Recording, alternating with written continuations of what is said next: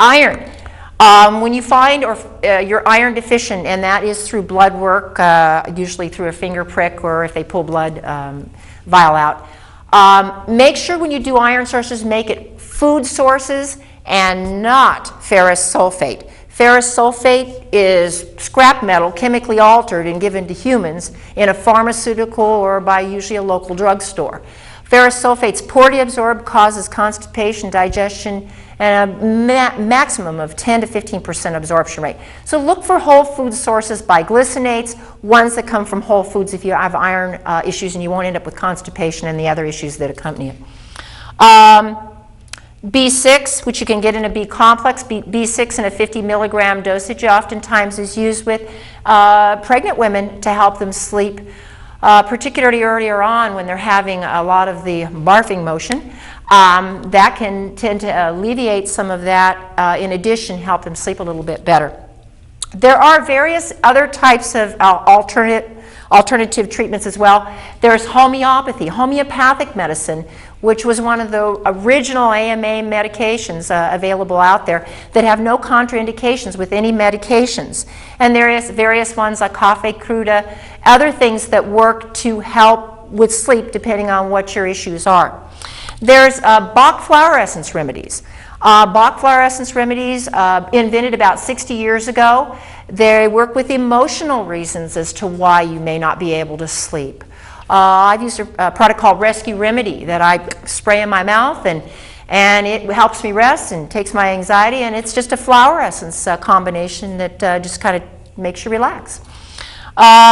There's an excellent product I've used personally, and there's a lot of different manufacturers, one called theanine. And what theanine does is it changes the brainwave patterns from a very stressed beta wave pattern to a very relaxed alpha wave pattern. When you're in an alpha wave state, which is your initial light sleep, you're more relaxed, you're focused, your brain isn't churning all to death. So theanine's really appropriate if the brain just doesn't like to shut down. Also is utilized a lot with ADD and ADHD kids to help them to get to focus a little bit more on the tasks that they're doing. Essential oils, things that you can apply to your body or you can inhale through various oils. Lavender, my grandma used to keep a lavender sachet under her pillow, and it would help her sleep at night. Lavender is known, and you can rub it on the bottom of your baby's feet. There's also marjoram, which is not real common and not as pleasant of a smell as lavender, that can also help in an essential oil or in the actual herbs itself. You can make sachets and put them in your pillow to help you sleep as well. Other recommendations we discussed already, trying to avoid late time computer usage. Use your bed for sex and sleep only. If you're sitting there reading and watching TV and the mind is going, you got your laptop going there, you got your cell phone here, your BlackBerry there, the sleep isn't going to come along too well when you're talking about the bed, because your mind and your body's not going to associate the bed with sleep. So get into a sleep routine also, and most of us learn this with our babies when they're born, that we get them into a routine in getting them prepared for bed, whether it's a bath, drinking a nice cup of chamomile tea, washing your face. You have a routine that you do that your mind gets used to in a habit form, that you get used to what happens before you go to bed and to sleep. There are testing procedures that I've written down here that I think could be very helpful for your physician, that can be run to determine if they can't, all these other types of things don't work, they can try and help them figure out what's going on as far as your sleep deprivation and insomnia. A sleep study, particularly if it's a possibility that you may have sleep apnea, very important diagnostic tool. Hormone testing. DHEA, particularly in older people, testosterone levels, all these types of hormones can affect thyroid hormone testing. Very, very important to know that maybe that might be what the issue is affecting sleep. Vitamin and mineral analysis to make a determination as to whether or not you may be nutrient deficient. Magnesium shows up quite often, and there's an estimation that about 92% of Americans are magnesium deficient. So magnesium is what helps muscles relax, and if you don't have adequate magnesium, you will not relax very well. Testing for anemia. And there are different forms of anemia, which can be from a B12 absorption problem, or can be an actual iron absorption or utilization problem. So checking for anemia. Blood sugars, to see whether or not the blood sugars are remaining stable. Does the person have hypoglycemia, or is the person a pre-diabetic? Do we need to change the foods around a little bit so that we can get a better release of sugars in the evening hours? Food and environmental allergies. Allergies, and we discussed already, asthma can be a major contributing factor. Food allergies, and that if you eat something, your body's having an allergic reaction, it isn't going to fall asleep. So if you're sitting there and you're having your nice little cup of milk before you go to bed and you're allergic to milk, why isn't this milk putting me to sleep? It's because you are having a allergic reaction. It can be to all kinds of foods.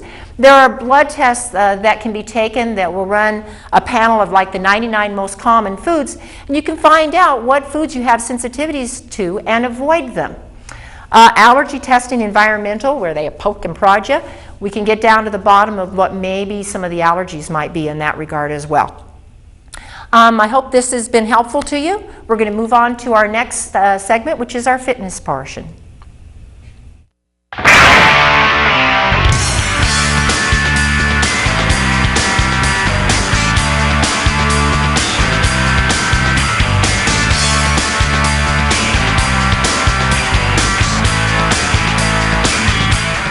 Hi, welcome to the fitness portion of our show. And today I would like to show a couple of exercises that I believe will help lift with so many women wanting breast augmentation and because I have little saggy boobs here. These types of exercises will help give you breast support as well as maybe build a little bit of muscle underneath the breast tissue so that the breasts will be a little bit more enhanced. So the first exercise I'd like to show you, this is a woman's push-up. And basically what we do here is we bend the knees, we keep the back straight, and we go down and up, and down and up. And if you can do 3 sets of 10 every other day, that would be very helpful for breast, building the pectoral muscles underneath the breast for a breast lift and support. Another exercise that I like, and I'd like to show you today, is involving lightweight. Today I brought with me 15-pounders, but obviously I've been doing this a long time, so those are probably a little bit heavy for most people. But if you can start with like maybe a 5-pounder or a can of canned goods, something, just to give you a little bit of resistance in this exercise. And what you do is you get laid down on something, a soft, either a bed or a nice soft carpeted floor, or if you have a bench, that would be great as well.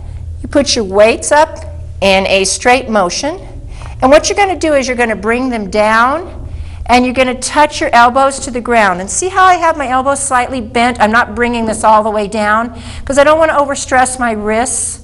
And then I bring it up and I squeeze at the top of the motion, the muscle. And then I bring that down and squeeze at the top of the motion. And if you can do 2 or 3 sets of 10 3 times a week, just like your push-ups, I think you'll notice probably after about 3 to 6 months a little bit of help with the saggy support. Thank you, and next we'll be moving on to our research analyst, Ralph Turchiano.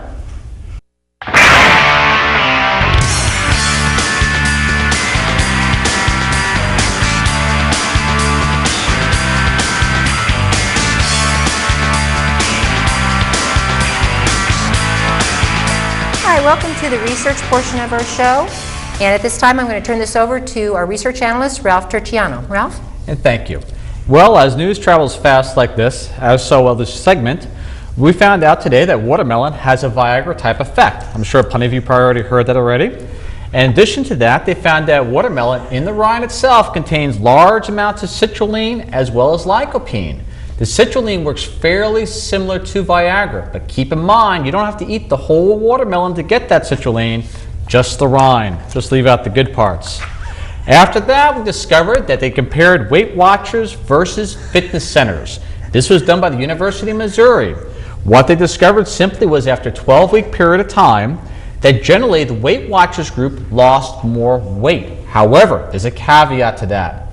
The weight was primarily lean muscle, not body fat. In fact, they lost virtually no body fat, just muscle. And this was important because losing lean tissue, according to the University of Missouri researchers, often slows the metabolism. They say, quote unquote, what your body is made of is more important than what you weigh. They did the study using CAT scans, and the unfortunate part was that 50% of the people that started the exercise program that got benefits dropped out after 6 months. Then, another surprising star for caffeine. They found out, and this was done by the Institute of Medical Research in Sydney and Royal Melbourne Institute of Technology, University, that caffeine not only helps you prior to exercise, but also helps you tremendously after exercise. How, you may ask? They discovered that caffeine helps with glycogen uptake into the muscles. Within 4 hours after workout, increases glycogen uptake by 66%. And basically what they're trying to say is this, quote unquote, if you have 66% more fuel for the next day's training or competition, there is absolutely no question that you will go farther and you will go faster, said Dr. Hawley from the Institute of Medical Research. Then we come back to the pharmaceutical world.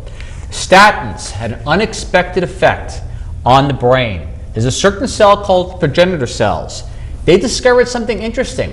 These progenitor cells and so-called stem cells in the brain were forced to do jobs that were not supposed to do due to statin use. They discovered that the simvastatin and pravastatin, which are commonly used drugs at normal dosages, actually change the function of these brain cells, which are required to help you if you get brain damage, trauma, hemorrhage, or anything else along those lines.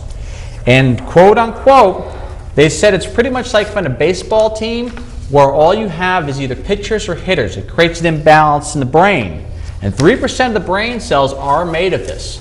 Now, what they said is this, in their own words.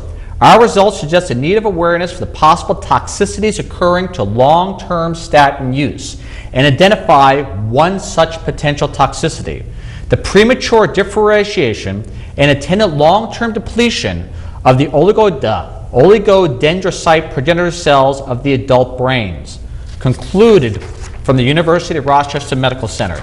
And the worst part about it, when combined with diabetic drugs, it magnified the effect. Then after that, a simple report coming out of Tufts University on drug development.